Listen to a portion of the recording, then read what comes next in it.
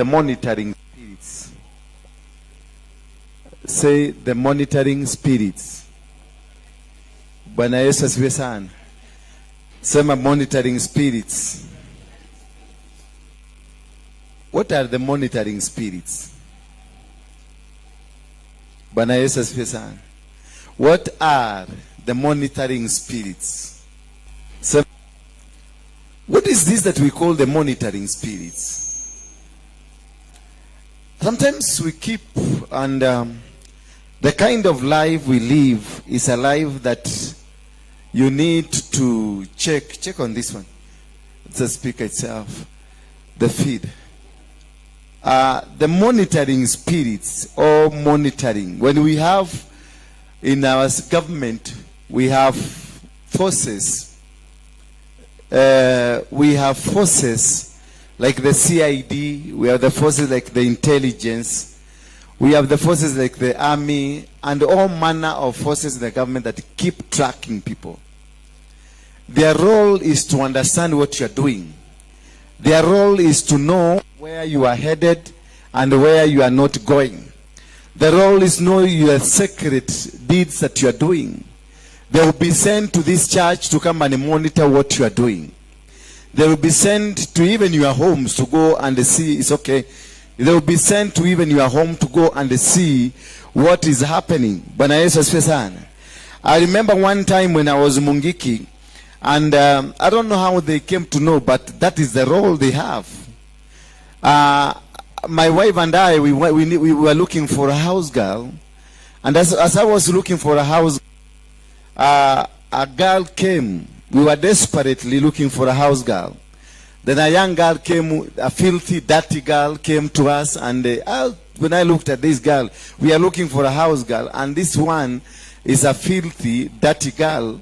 Then I asked my wife, maybe God is trying us. Can you take this girl? We clean her up and she became our house help. And we did so. And it was so good. She was nice. She looked beautiful. Little did we know that she was not dirty. She was on a mission. Bwana Yesu asifiwe sana. She was not dirty, but she was what? On a mission. Because she was a technician. She was a cyber technician. She had been sent to come and install cameras for the NSIS people. But because they didn't know how to get into my house, they used a house help who came to my house as a dirty, filthy, a person utamuhurumia tu, ukimuona tu unamuhurumia. Kwa sababu ni mtu anaye anakaa uchafu, ni mtu ambaye hakai kwa design ambayo inahitajika, ni mtu ambaye hakai kwa design ambayo si poa. Bwana Yesu asifiwe sana. Mpaka nikaambia mke wangu, kwa sababu nakusikianga huruma haraka. Then nikaambia mke wangu, fanya hivi, chukua huyu msichana umtafishe, umpeleke umnunulie nguo, tuone kama atatusaidia kazi. And we did that. Bwana Yesu asifiwe sana. And we did that.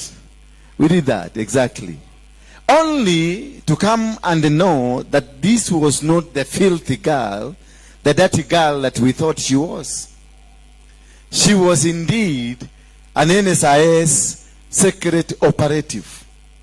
And their mission was to plant cameras in my house.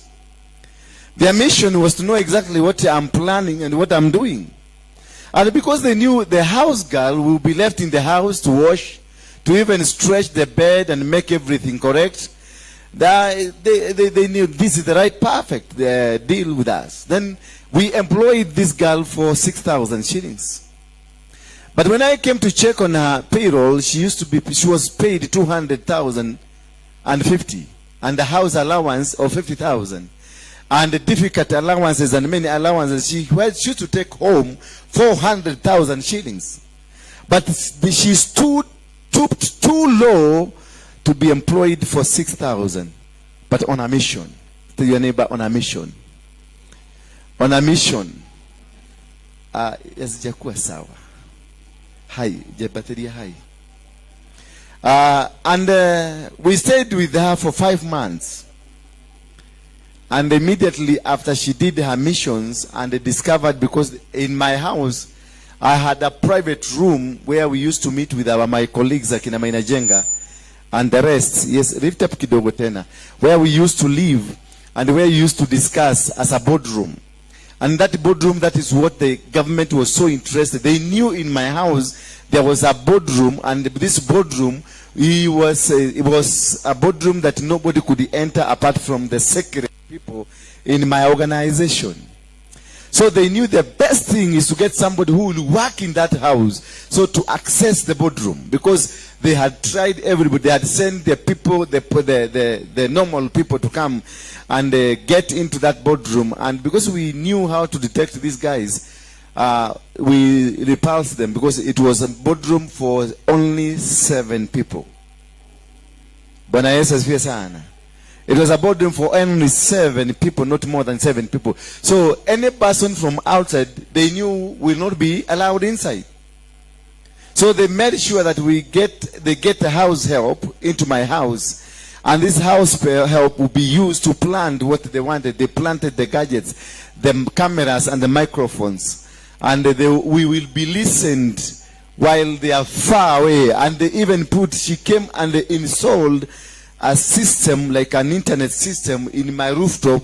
She climbed there, yet she was a village girl. But she was completely a village girl from the Luo Nyanza, and she could not even speak a word in English. She was speaking Luo Kiswahili. And I just told my wife to saidia huyu msichana. And we helped the msichana. And she helped me to be taken to prison.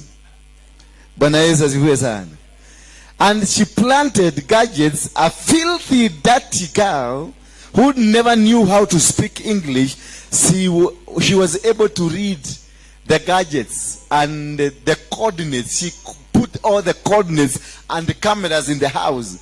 And while we were planning, they will sit at the Nyati house and they listen and they see us, because cameras were there and the microphone were there. So they were listening to everything we were planning.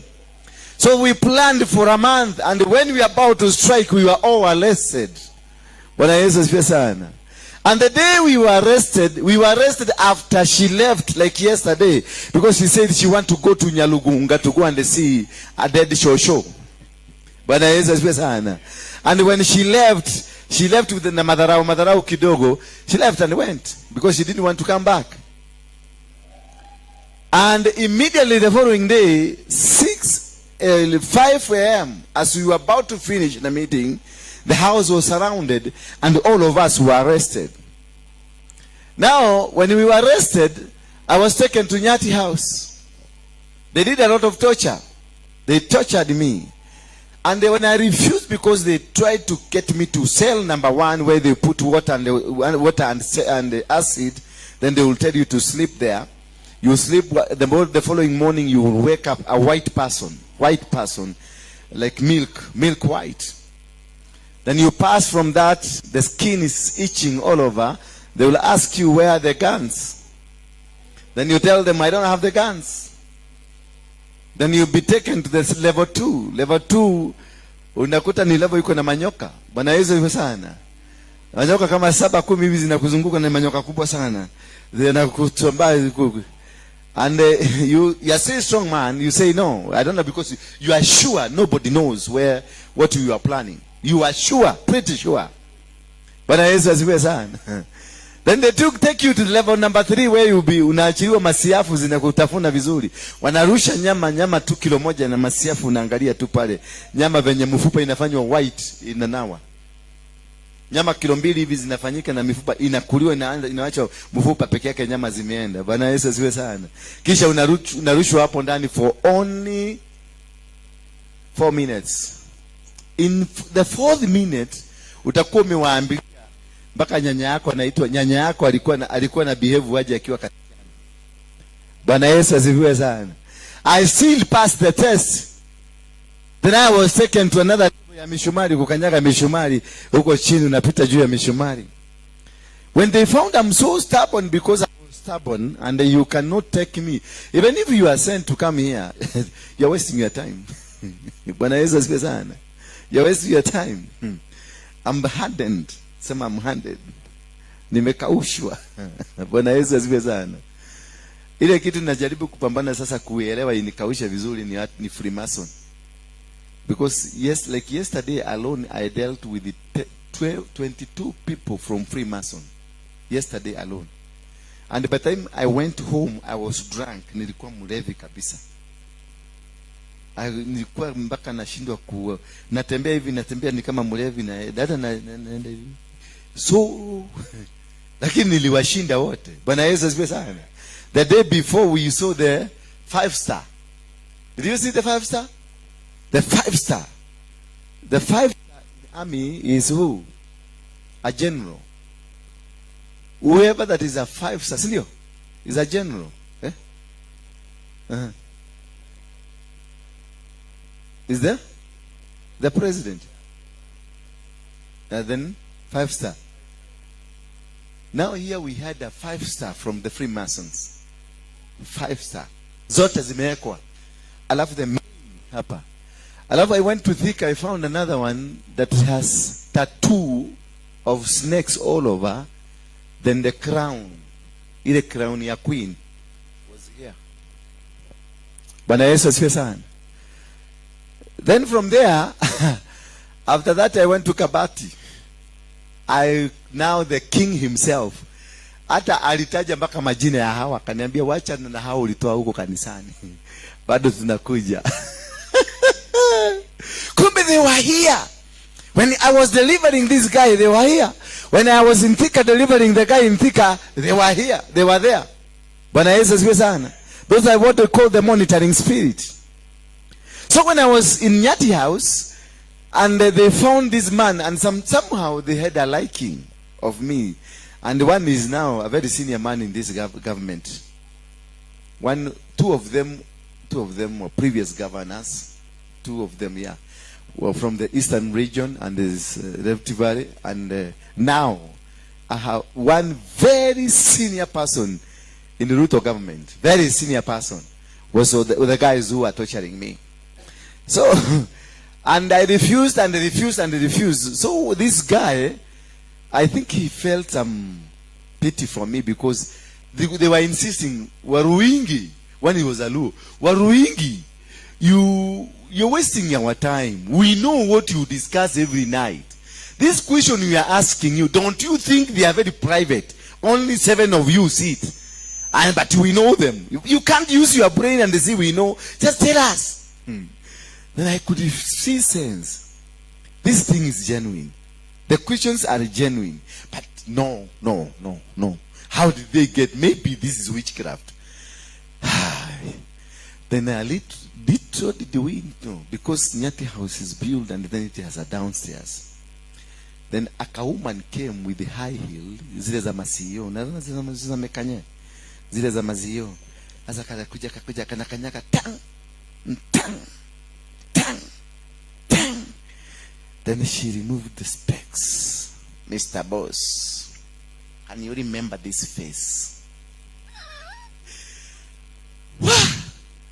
Mr. Boss, nice Queen's English. Somebody who did not know how to speak English, yawa. Mr. Boss, can you remember this face? Yes, it is me, your house girl.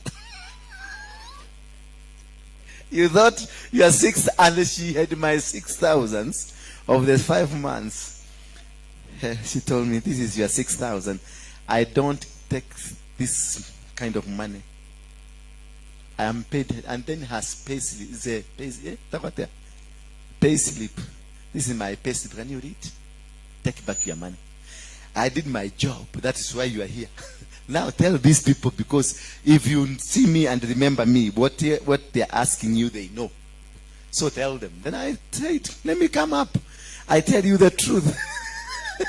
Because I knew they know everything. I knew they know what they want. The questions they're asking me, kumbe, this girl, nikajua kweli kwangu kuko na nini? Na kamera, na kila kitu. That is why you see sometimes I behave like bad. Morning tutacheka na wewe, jioni sura inakuwa baya. Nikiona unafanya silly moves, where is the other guy? The Mombasa guy. Yeah? Can you bring him? And there was a Mombasa lady, girl. Where is she? So, when they called me and they told me, mbona umejipitisha hiyo yote. We will not be asking you questions, and you know these questions are relevant. And these questions are genuine. See, they are genuine, yes. And why were you wasting our time? And when ni mtu mkubwa sasa, wewe ni kiongozi. You want us to take you through the process ingine hapo si mzuri. Yes, you cooperate, we finish. We know where they are. We needed you just to say yes because our boss are asking for them. So they did a report. That is why you are doing all this. So it as a report. We don't arrest you, but we were brought here by some other people. Yes, then we don't arrest you. All what we want to know is to keep our nation safe. And you are not a good boy. No, you can bring some chaos to this nation. And we need some security. So these are people who follow you. And this is what we are calling the monitoring spirit in the spiritual world. Those, they monitored me with gadgets. But also there was a spirit behind it, because how this girl came into my house and how this girl knew that we were looking for a girl, a spirit was involved. Hallelujah. Bwana Yesu asifiwe sana. The monitoring spirit, they will keep monitoring you and following you. Let us look at the book of Acts 13, verse number 4. Acts chapter number 13, verse number 4. As we be looking one by one, and see exactly what is the monitoring spirit and how they do monitor you. Because that is where we are making serious mistakes. They will come here and they sit and they become prominent people. They will be sitting with you. They are prayerful people, but they have spirits. They are planted to monitor you. And these spirits that are planted to come and monitor you, they are planted so that they can destroy you, so that they can make sure that you don't succeed in other fields. Now, verse number 4. So, being sent out by the Holy Spirit, they went down to Seleucia, and from there they sailed to Cyprus. When they arrived at Salamis, they proclaimed the word of God in the synagogue of the Jew, and they had John to assist them. You see, these are men of God. And these men of God, they were sent, they were taking the word of God. And they were sent by the Holy Spirit. Where the Holy Spirit will send you, the evil devil would also send their spirit to contain you. Bwana Yesu asifiwe sana. These people walikuwa wanaenda kutafuta, kuhubiri na kueneza injili. Wakafika mahali panaitwa Seleucia, na walipofika Seleucia, and from there they sailed to Cyprus. And when they arrived at Salamis, they proclaimed the word of God in the synagogue of the Jew, and they had John to assist them. When they had gone through the whole island as far as Paphos, they came upon a certain magician, a Jew false prophet named Bar-Jesus. He was with the proconsul Sergius Paulus, a man of intelligence, who summoned Barnabas and Saul and sought to hear the word of God. But Elymas, the magician, for that is the meaning of the name, opposed them, seeking to turn the proconsul away from the faith. But Saul, who was also called Paul, filled with the Holy Spirit, looking intently at him, he said, "You son of the devil, you enemy of all righteousness, full of deceit and villainy, will you not stop making crooked, straight paths of the Lord?" So this spirit kept following Paul. But they were with the man of God called John. And their aim is to monitor what they are doing in every move they are doing. Where they are going, they are kept monitoring. You are here in this crusade. There is a power. There is a force. There is monitoring spirit that they are keep monitoring us, everything we are doing. Bwana Yesu asiwe sana. Was it on Wednesday? On Wednesday, as we were doing deliverance, we had a hitch with my microphone. And the microphone, when they went there, the cables had caught fire. And these cables, as they were catching fire, it means they were ready to just to blow the house on fire. That is the time I was delivering this guy. And the people who are doing here, that's the time I was delivering the guy with the 5-star. Meanwhile, there were 3 women who were seated behind there. I monitored them and I saw what they are doing, and I stopped everything from the pulpit. But eventually they managed to run away when the fire started. They ran away. As these men went inside there, they found the wiring is crooked. But who distorted the wires? Was it man? Not man. There is a force that did so. These women that were seated there, they ran into the toilet and they hid in the toilet when I started the deliverance because they wanted to run away. The 5-star guy, after he did some touch and he was like amekamatwa, then he also ran out, and he was running out. Somebody detected him and brought him back. That is when he came here. This kind of monitoring spirit, they place themselves in positions of control. They know the microphone is one that can be used to stop you from preaching. They know the machine, you need them for the sound to be heard. They know these cameras are needed so that people out there can watch. So because they know we are relaying this, we are live. So what they do, they will distort the message there, or they will go to the computer. Where they were sitting behind our system of operation of computers, so that they can create a hitch there, and somebody was seated here to stop the microphone from working, and somebody was seated here to make sure I'm not able to do the deliverance. But hallelujah. Where is he? Yeah? You see? Now he's on a mission. He has gone. He's on a mission. But he's the guy from the Freemasons. And it did not just come. The spirit that sends him with a purpose. If he is not performing, they will remove him and bring another one who will not be detected. Once you are known, they remove you and bring another one. That is how I want to teach you about knowing the monitoring spirit in your life. They know you by name. They know whatever you do, and they keep following you.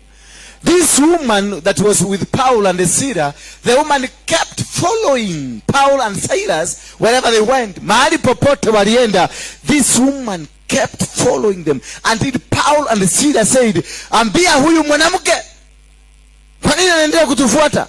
And Paul and Silas was angry with them, with this woman, and they shouted to the woman, in the name of Jesus, I command the demons that are in you out. And when he touched on the woman, who came up? The owners of the woman came. The owner of the spirit came. Therefore, this spirit, when you find it in the church, don't be angry with the man that is in the spirit in this church. There is somebody behind this spirit. This spirit, they just don't come. They are sent. The spirit, the monitoring spirit, they just don't come. They are sent. And they are sent to make sure they understand what you are doing. They stop from what you are doing. They will come and they become Mokondiro. You can walk out. I'm making noise here. Even if you're in class, not making a lot of noise. The monitoring spirit, they will keep monitoring. They will come. Take over the control of the keyboard. Take over the control of the sound system, the cameras and everything. And they take over the controls of departments. And they run the departments. Because they want to exactly know what you are doing. They want to exactly know where you are headed to. Because the devil does not know what is your next move until you open your mouth. That is when you find you go to a church and you are prophesied to. And the preacher or the man of God prophesies to your life that God has released your job, God has done this, God has done this. Once this word is released to you, make sure you don't get out of that church before giving a sacrifice to seal the prophetic word. Because when I said, they heard. They didn't know before I said it. But when I say it, they hear. And when they hear now, they start working against it. That's why you saw so many of you have been prophesied to. Umetabiriwa makubwa, umetabiriwa maplot, umetabiriwa mashamba, but that has not worked. That has not come to pass because they didn't know uko na mashamba. They didn't know uko na magari. They didn't know uko na husband. They didn't know that you have something until when you spoke.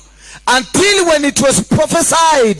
That is when the demonic powers, the monitoring spirit, the forces of darkness were able to see na wakasikia, oh, kumbe ako na mashamba, kumbe ako na magari, kumbe ako na hii. That is when they start now working on that prophetic word. And the prophetic word will be arrested. So they didn't know. Daniel continued to pray. He prayed and he prayed and he prayed and he prayed, and nothing was happening for 21 days. But little did he know, the first day he prayed, that is when his miracle happened. But because there is a force, give me the microphone. But because there is a force that was behind whatever he was doing, he only came to realize that things had happened long time ago. But things had happened long time ago when he prayed for the first day. That is when his miracle ilifanyika. Lakini hakujua, aliendelea kuomba. Kumbe mfalme wa Persia had already taken over. Kumbe mfalme wa Persia amekamata vitu zake kwenye anga na anazuia. Watu wengi mumebarikiwa because I can look at your faces, I can see rich people. Here I don't see a poor person. But if I ask you to give me 1,000, all of you to raise 1,000, you will struggle to raise it. Yet your faces inaonyeshana millions. I don't see hapa mtu ambaye si millionaire. Hapa hakuna. Labda akuje. Everybody here is a millionaire. But I asifiwe sana. But if I ask you to give like now, can you give me 200 shillings? Utatafuta Mungu. Utaanza kutafuta Mungu. Unaambia Mungu sasa reina baba sheke tele riboza. Kwa sababu ya nini? Vitu zako ziliachiliwa. Maploti zako ziliachiliwa. Manyumba zako ziliachiliwa. But unfortunately, haukujua ziliachiliwa, zilikamatwa. Wakati ziliachiliwa, ndio kwenye ufalme wa Persia walijua umebarikiwa, wakajua uko na gari, wakajua uko na manyumba, wakajua umeinuliwa, wakajua kila kitu chako kimebarikiwa, wakakamata. Kwa maana you were unconscious when they release. Wakati waliachilia, you were unconscious. Bwana Yesu asifiwe sana. That is why you are told that be awake always. Because the monitoring spirit are meant to make sure you don't know what you are doing, and they know what you are doing. For you, they want to put a veil in your face so that you will not be able to know what you are doing or where you are going. Because Daniel stopped praying. Kama Daniel angeacha kuomba, Bwana Yesu asifiwe sana. Kama Daniel angeacha kuomba, basi yule malaika aliyetumwa kusaidia Gabriel, malaika Gabriel, Michael ndio alitumwa akuje asaidie Gabriel. Kuja hapa, angalia hii. The malaika Gabriel ndiye alipatiwa kifurushi. Pelekea nani? Pelekea Danieli. Lakini walipojua ameachiliwa kifurushi cha Danieli, what happened ni kwamba walikamata Gabrieli akashikwa. mpaka wakati Danieli aliendelea kuomba for 21 days, Michael akatumwa akaambiwa, nenda unasue, misigo ya Danieli imekamatwa. Bwana Yesu asifiwe sana. So vitu zako ziliachiliwa, lakini haujui. Si strong. Feedback yangu si nzuri. Bwana Yesu asifiwe. Nipatie hii. Boss. Nipatie hii hapa hivi. Hakuwa anajua. Danieli aliendelea kuomba. Na ndio tunaambiwa endelea kuomba, pray. Prayer will break everything. Prayer will change your life. Because as you continue to pray, as you continue to persistently pray, God will send angels to come and help you. Because already he has set free, already he has released, already he has said, already he has commanded, already he has made everything work. But somebody somewhere is holding you. Bwana Yesu asifiwe sana. Kuna kitu kimekamata baraka zako. Kuna power na nguvu imeshika baraka zako. Now this can only happen if the monitoring spirit, they have monitored your move. That is why they say, sio watu wote wanaambiwa kioneki yako. Not all people you go telling this is what I'm doing. Not all people you go telling this is where I'm heading to. Sometimes you keep it a secret. Sometimes you contain it. Sometimes you balance your level. You balance the move that you make. Sometimes you just hid it from somebody. That's why you could see Jesus had the 12 disciples, but on levels. He worked with the 12 disciples, but in different levels. There, he worked with the 6 together. The 12 of them, he worked with them together. But he will separate the 6 from the 6. And they move with the 6 to another level. Then he will cut the 6 and take the 3. Then he moved with the 3. Then he will cut the 3 and pick 1. And he move with the 1. And he will go himself and leave the 1. But I so that is the principle of leading the people of God. That's the principle of understanding how to live, how to do, how to work, and how to do things. So to avoid and be able to come out of this monitoring spirit, you must be able to know that somebody can be used without his own knowledge. This gentleman can be used to become a spy here, because all what they need is to put a spirit in him that will be detecting you. I had a house girl who just came na akaweka gadgets in my house. And for me, she was just a primitive house girl from the village. I came to discover I was a primitive, not her. But these things are so tenacious. The monitoring spirit are clever than you, are smart. Because it's only them that they know they are following you. You don't know whether they are being followed. So if somebody has an advantage over you, that person is clever than you. It doesn't matter whether they went to school or not. What it is that they are already ahead of you. Because they planned without you. You don't know whether they are monitoring you. We don't know whether they have any plan against you. You don't know whether they have anything. You just working with them. Kumbe, this is an enemy. He has an agenda. She has an agenda. You are a fool by that moment, at that position. Wewe ni mjinga. Hata kama wewe ni pasta, unahubiri inatoka na manywele na kila kitu, wewe ni mjinga. Until you are able to know that this is an enemy, that is when you'll be able to contain or be able to run away from it. Bwana Yesu asifiwe sana. Hallelujah. When these things, the monitoring spirit, these people were magicians.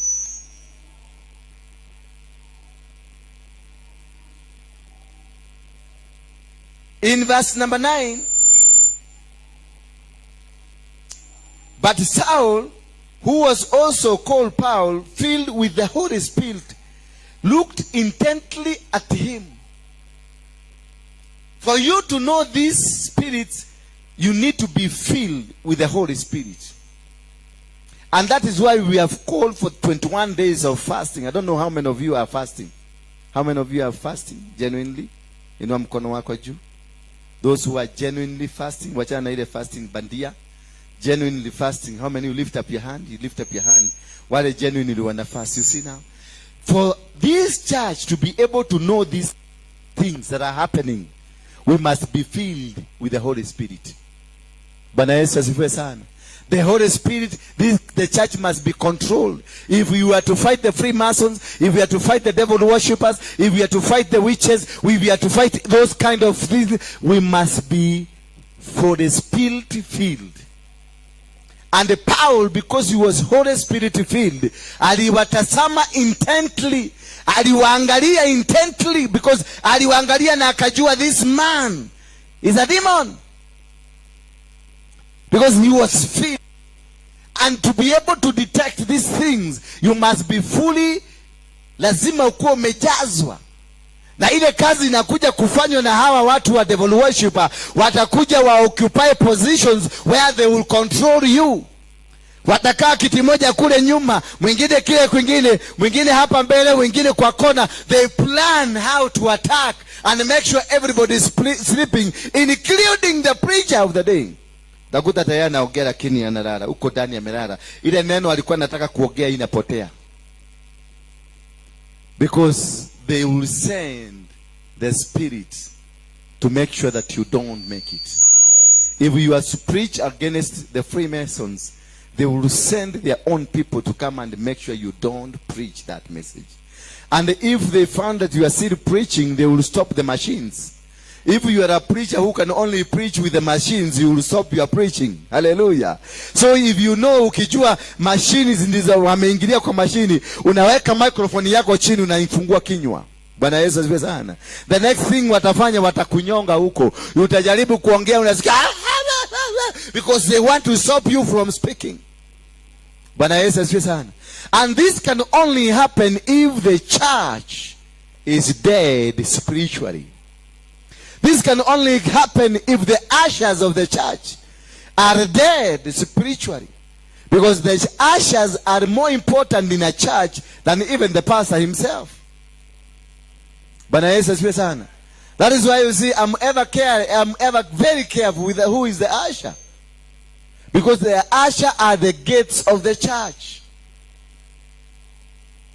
When an usher is called to usher, you are ushering and you are the one holding. These people are falling down. You are the one who are supposed to serve the church, they serve the pulpit, serve everything. And you are the one called to do.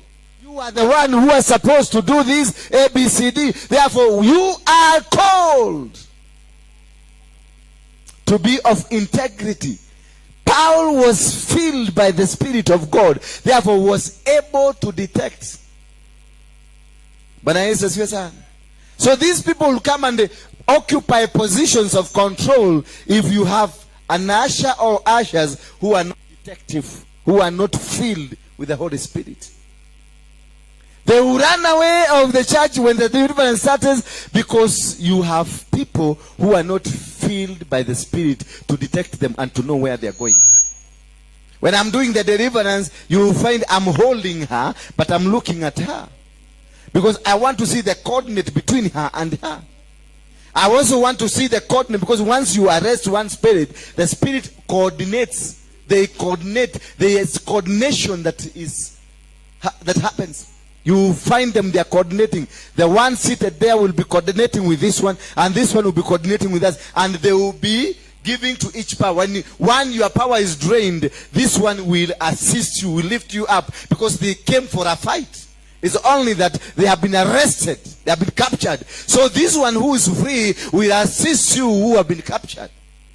Bwana Yesu asifiwe sana. Hallelujah. Bwana Yesu asifiwe sana. So you find you have been captured. This man, because you are together, this man will assist you by releasing more powers to you so that you can come out. Then this man will assist him to assist you. Then this man will assist him to assist you. Because wewe ndio umekamatwa. So when you are doing deliverance, you must be able to detect and see, able to observe everything that is happening in the church.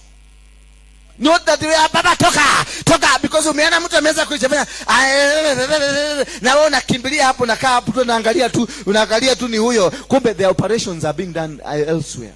This was to divert you. And there are people who come na kana kuja hapa kana jinyogonya kama nyoka, kana jinyogonya. You waste all your time here. Yet the main culprits wako huko unaangalia tu, and they give you this one. They give you na kurushia kimfupa kiko na tunyama tudogo, lakini ni ile nyama ya ng'ombe ile ya gamia. Sasa wao unaendelea kuuza and you waste your time. By the time you realize mapepo zote ziko pale intact. Anasema leo ibada ya leo ilikuwa imejaa hizo mapepo. Unaona kale kama mama kalikuwa kanafanya hivi, kanaruka nimekakongoa. Wakati wamejua wamekushinda, aka ndio kanajifanya sasa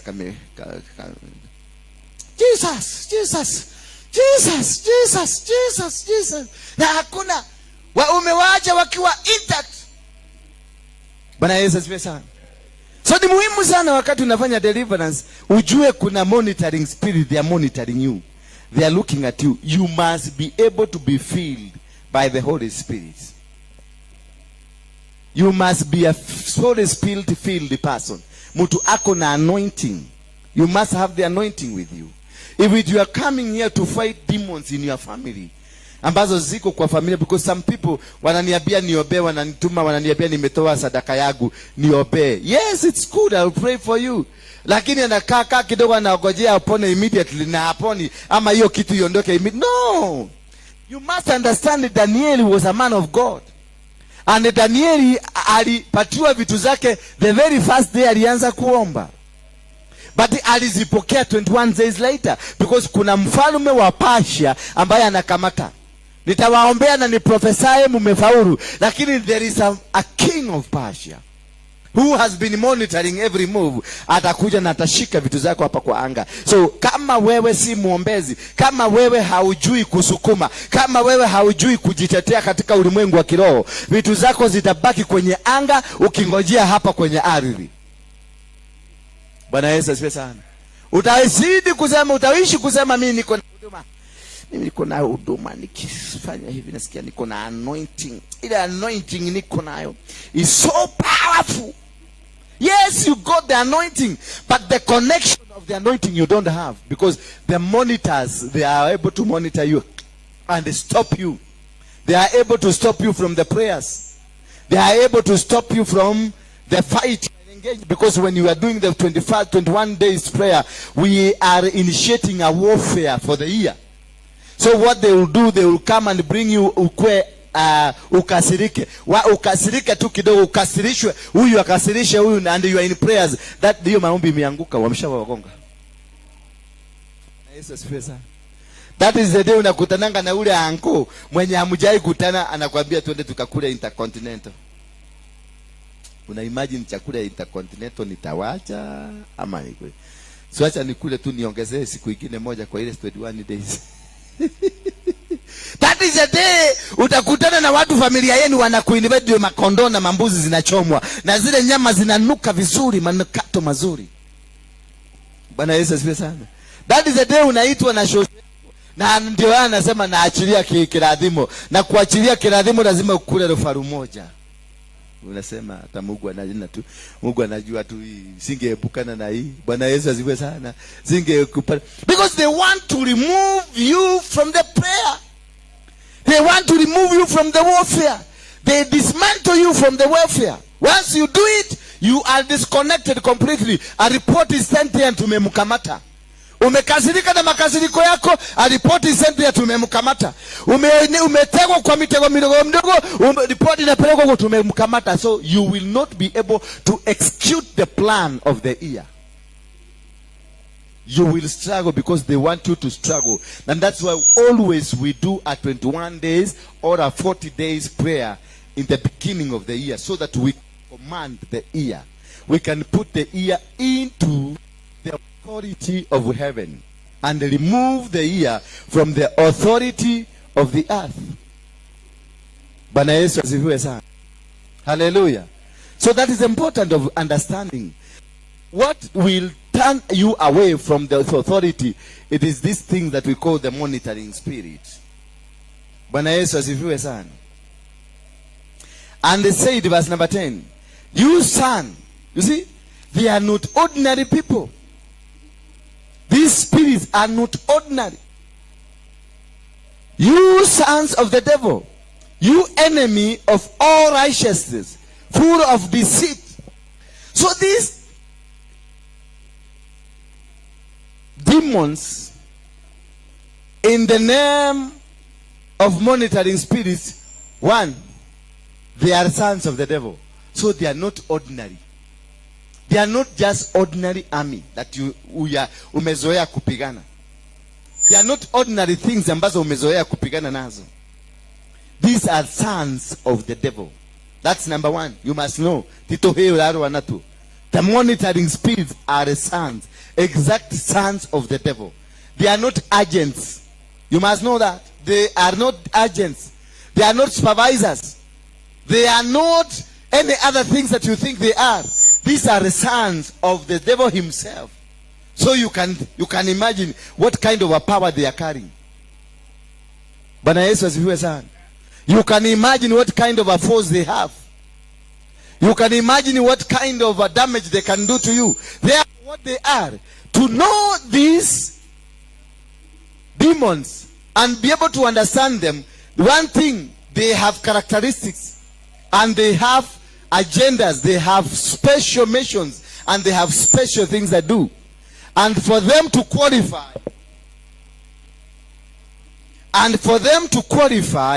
they have these things that I want to mention to you. And they say, you son of the devil, you enemy of all righteousness. They are the enemies of what? All righteousness. Not one righteousness.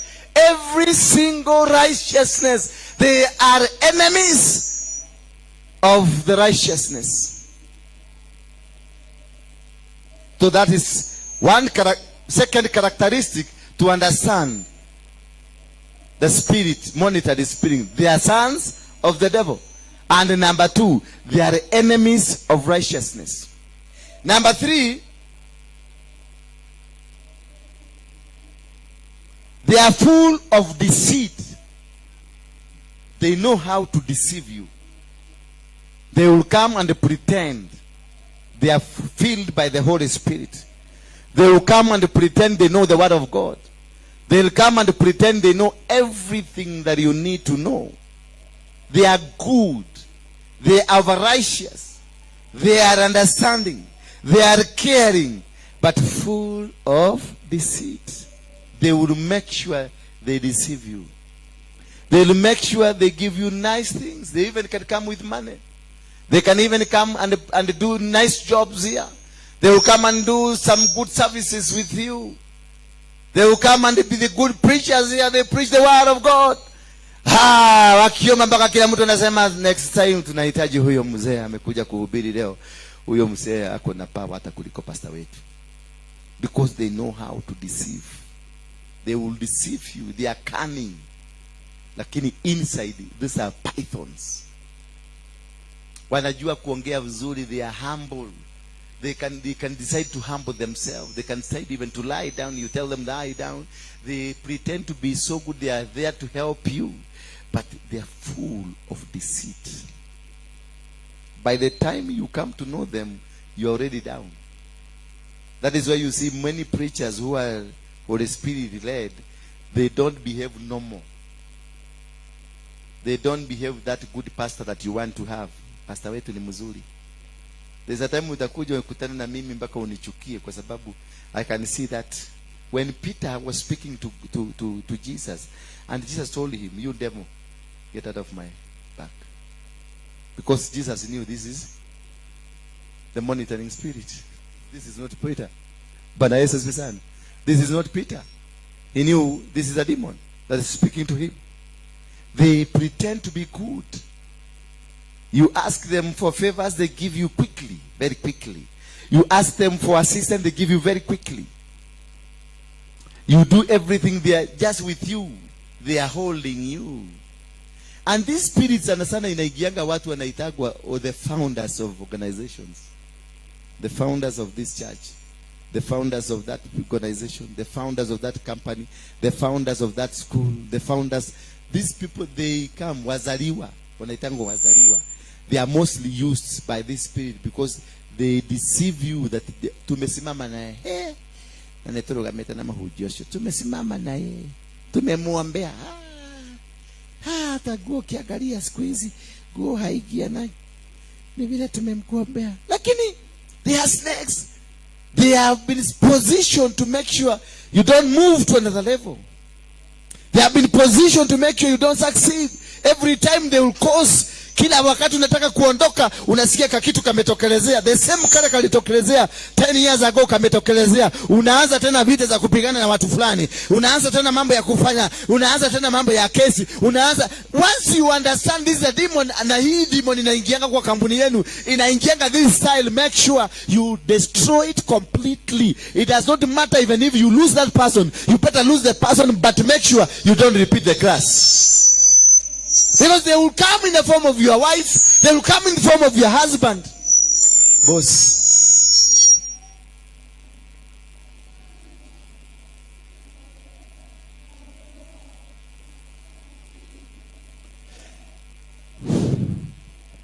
They will come in the form of things like now.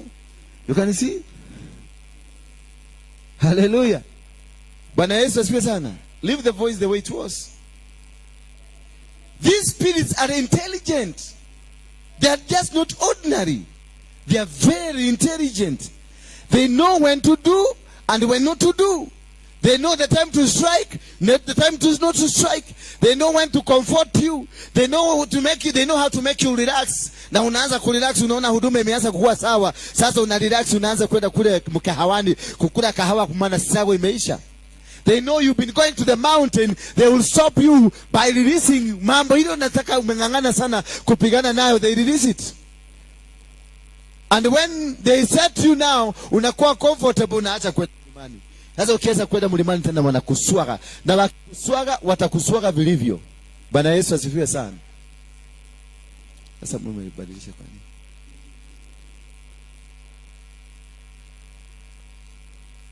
This spirit is very dangerous when you're speaking about it. It will make sure they imekatakata message yote isiende venye na, lakini itaenda. Itaenda. Hata fadhali microphone iwekwe chini. We will make it. Bwana Yesu asifiwe sana. So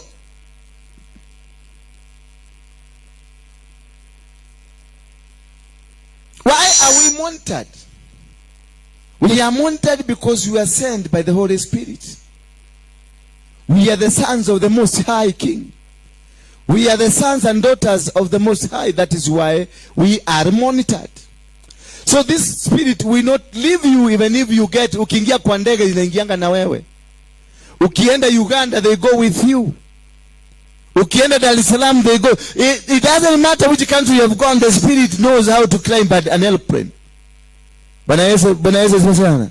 Wako na visa, wako na kitu. Ukienda kugangana kwa America Embassy kwenda kuomba visa, wanatembeanga na wewe kusikiliza kama visa imepatikana. Ukienda embassy ya UK, bado wataenda na wewe kuangalia kama visa ya UK imepatikana. Bwana Yesu asifiwe sana. Because they have made to monitor you. Because in the kingdom, you are known as a fire, as a dangerous person that is to destroy their kingdom. So they will give assigned forces that will keep monitoring you, that will keep monitoring you to make sure you don't succeed. That is why you have struggled. Because when they invaded you, haukuweza kujua, kudetect, I have been invaded. Because these spirits are intelligent. They are not just ordinary spirits. They are very intelligent. Number 2, they oppose the word of God in every move that you make. They will come with a story, a different story. Every time you try to do something, they will come with a different story. You plan that you want to move from this building, go to a bigger building. They will tell you, na hatujajaza kanisa vizuri. Suna kesha hatukuwa na watu wamejaa. Because the spirit came and resided with us. Na kutuambia, hakuna haja ya kumove. Kaeni tu hapa. Hata kanisa ijajaa, hamjajaza. Because they understand that God is a God of one level towards another level. God is a God of high lifting. The Bible in the book of Deuteronomy 28 says, when you obey the word of God, he will raise you high above all the nations.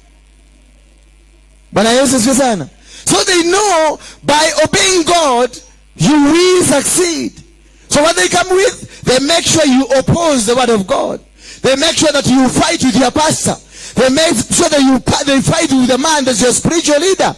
They will cause you, kila wakati unapiga makelele, kila wakati kuna kitu kinakuja. They have planned, they have said, pastor wetu alikuwa na huyu, pastor wetu alikuwa anafanya hivi, pastor wetu alikuwa alipatikana, pastor wetu alifanya, pastor, so that you can create a discord between you and your pastor.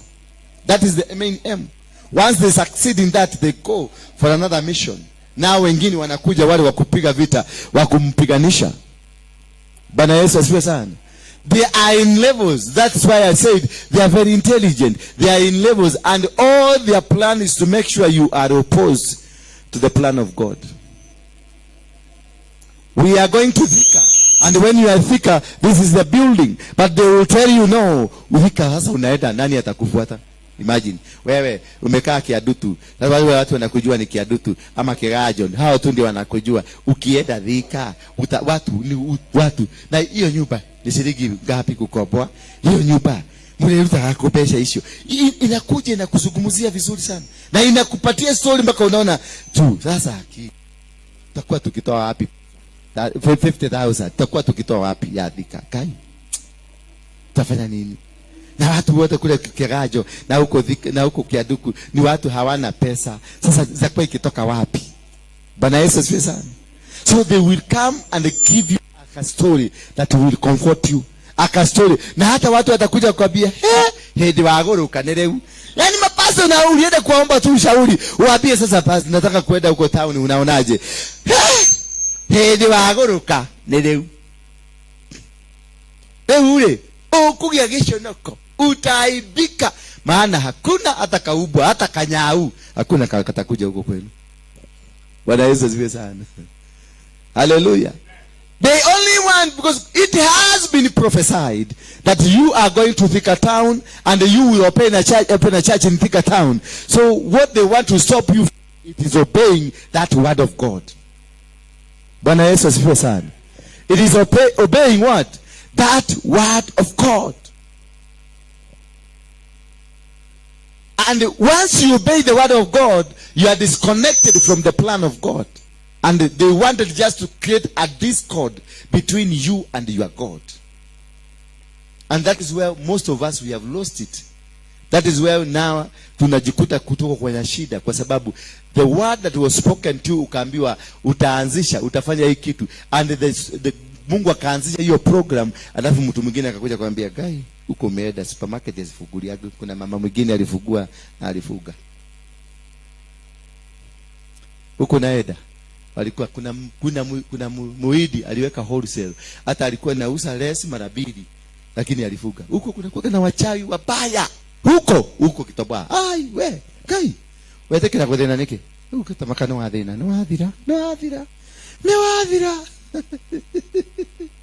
unasikiliza sauti yao, unasikiliza hiyo sauti yao na unawacha. You have disobeyed the word of God, and that is all what the monitoring spirit have been sent to come and do. Only that.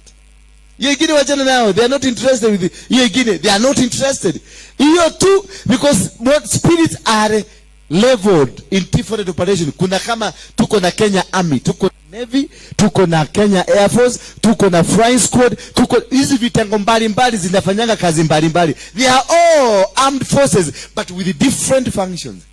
So the function hiyo ya kufanya kubakishwa umekasirisha na Mungu ikifanyika, wanaondoka wanaachia hiyo force nyingine na kuja kufanya kazi kufagia.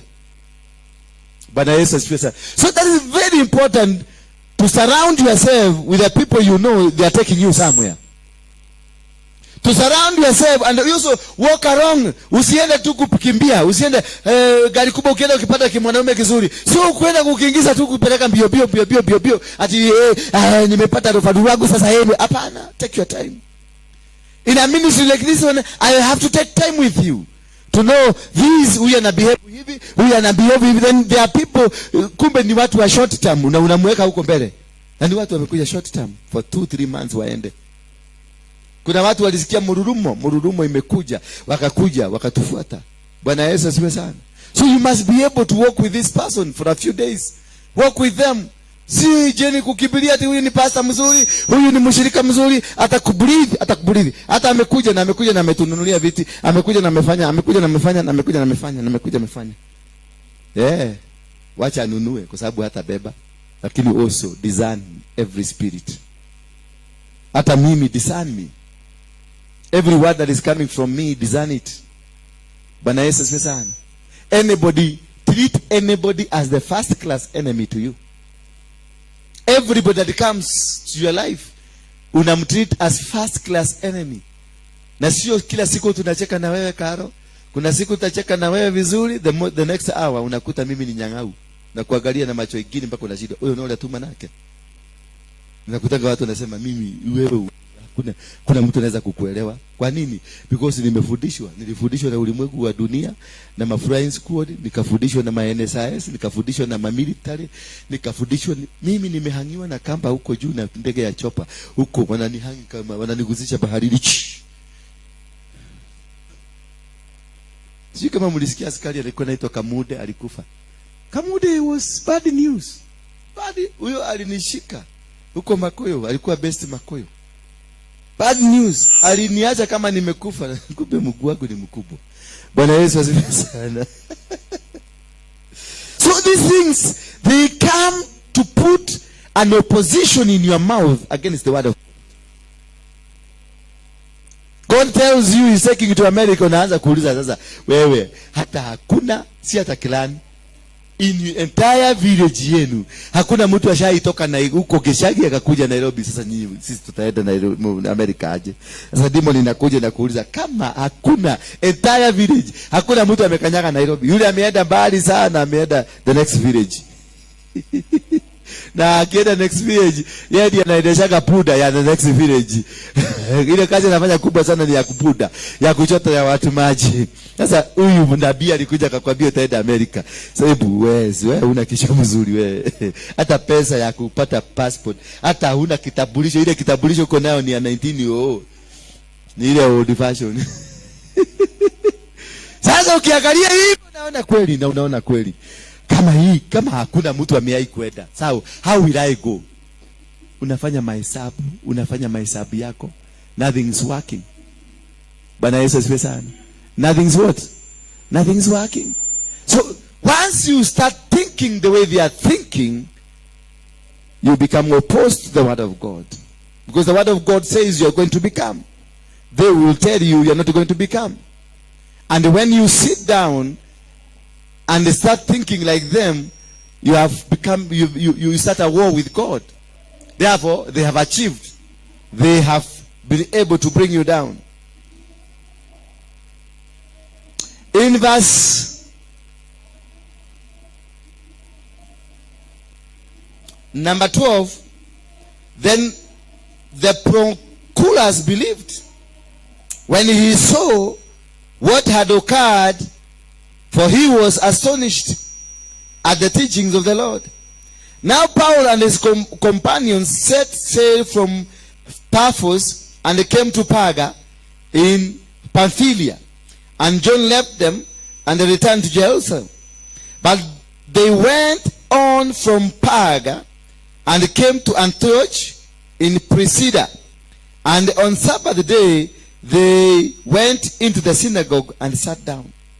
After the reading from the law and the prophets, the rulers of the synagogue sent a message to them saying, brothers, if you have any word of encouragement for the people, say it. So Paul stood and motioning with his hand said, men of Israel, you who fear God, listen.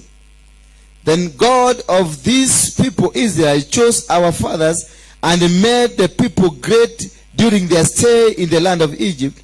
With uplifted arms, he led them out of it. And for about 40 years, he put them up with them in the wilderness. And after destroying 7 nations in the land of Canaan, he gave them their land and inheritance. And all this took about 450 years. And after that, he gave them judges until Samuel the prophet. So to know them, you must be filled by the Holy Spirit, and you must know how to attack them. So Paul, when he was told to speak, he gave a chronicle of story of many days, of 450 years, what God did to them. You can only be able to defeat these animals or these demons by lifting up the name of God, by being faithful to God. Daniel continued to pray. Daniel never ceased to pray.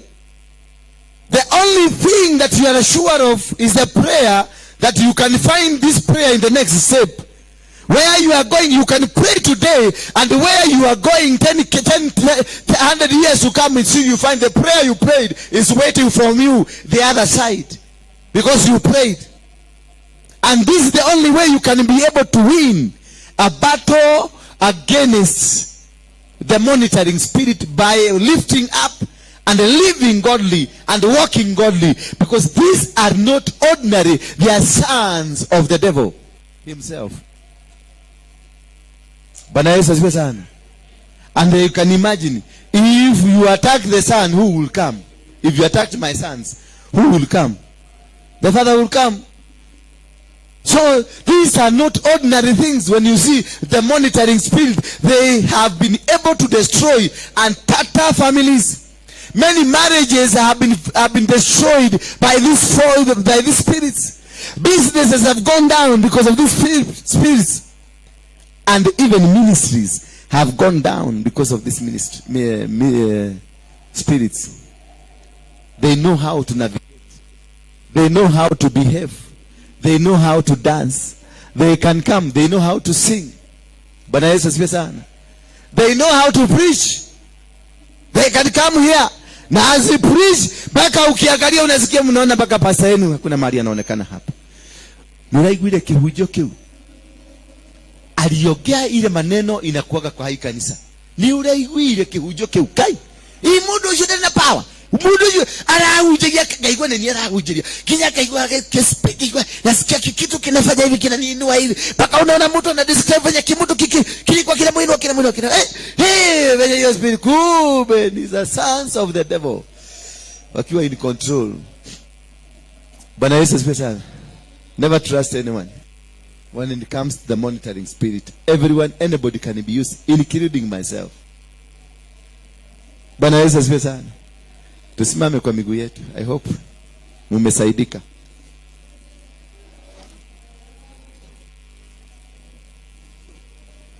Oh, somebody.